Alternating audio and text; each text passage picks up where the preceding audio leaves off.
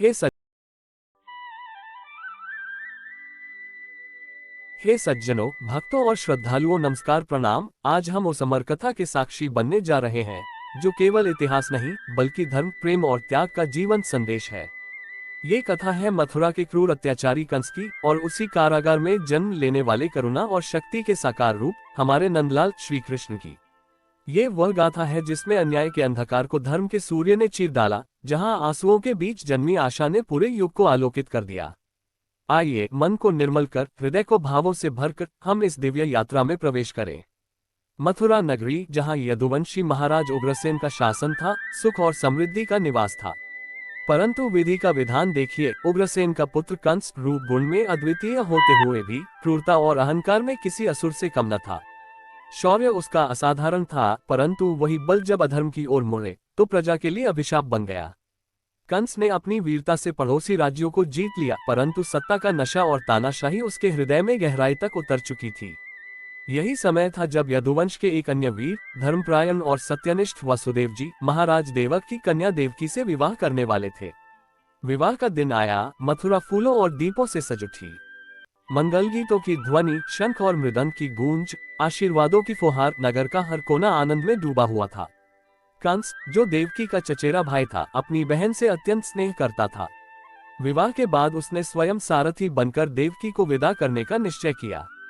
रथ आगे बढ़ा। वातावरण में उत्सव का उल्लास था, परंतु तभी आकाश से एक गूंजती हुई गंभीर वाणी प्रकट हुई। कंस, जिस देवकी को तू ससुराल पहुंचा रहा है, उसका 8वां पुत्र तेरा संहार करेगा।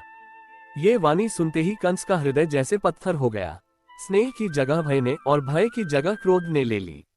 उसने तलवार निकाल ली और उसी क्षण देवकी का वध करने को उद्यत हुआ। रथ में बैठे वसुदेव जी ने हाथ जोड़कर कहा, महाराज, आप धर्मरक्षक हैं, स्त्री हत्या आपको कलंकित कर देगी। मैं वचन देता हूँ, देवकी से जो भी संतान उत्पन्न होगी, मैं उसे स्वयं आपके हाथों सौंप दूंगा। वसुदेव की वाणी में सत्य का तेज था और कंस ने उसे स्वीकार कर तलवार रख दी, परंतु चेतावनी दी, यदि तूने वचन तोड़ा तो संपूर्ण यदुवंश का विनाश कर दूंगा। समय बीतता गया। देवकी की पहली संतान जन्मी, निर्दोष, मासूम, परंतु कंस के लिए मात्र मृत्यु का अग्रदूत। वसुदेव ने वचन निभाया और उसे कंस को सौंप दिया। कंस ने निष्ठुरता से उसका वध कर दिया। ऐसा ही दूसरी, तीसरी, चौथी, 5वीं और 6ठी संतान के साथ हुआ।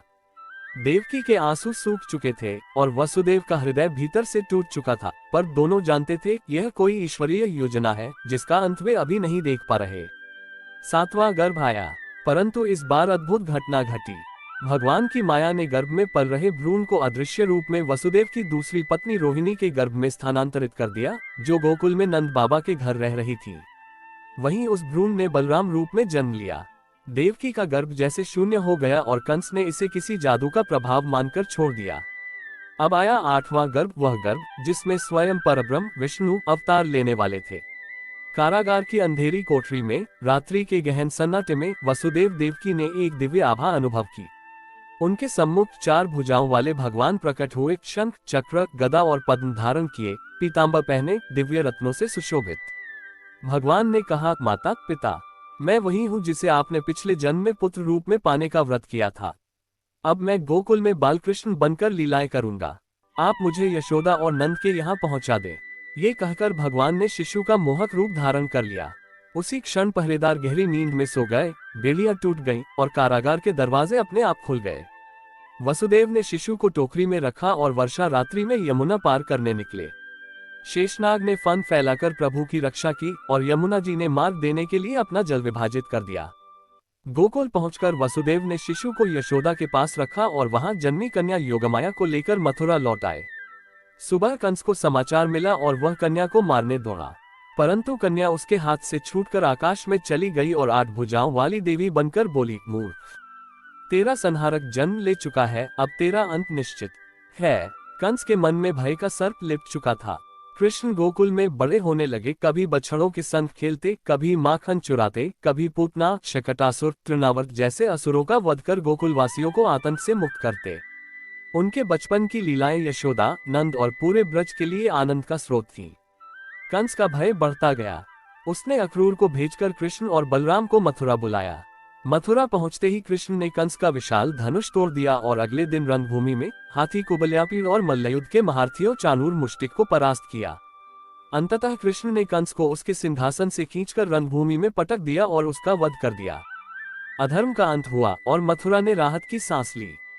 कृष्ण ने उग्रसेन को पुनः राज सिंहासन पर बैठाया, नगर में दीपमालाएं सजाई गईं और उत्सव मनाया गया। ये कथा युगों युगों तक ये संदेश देती रही कि चाहे समय कितना भी लगे, सत्य और धर्म की विजय निश्चित है। जय श्री कृष्ण।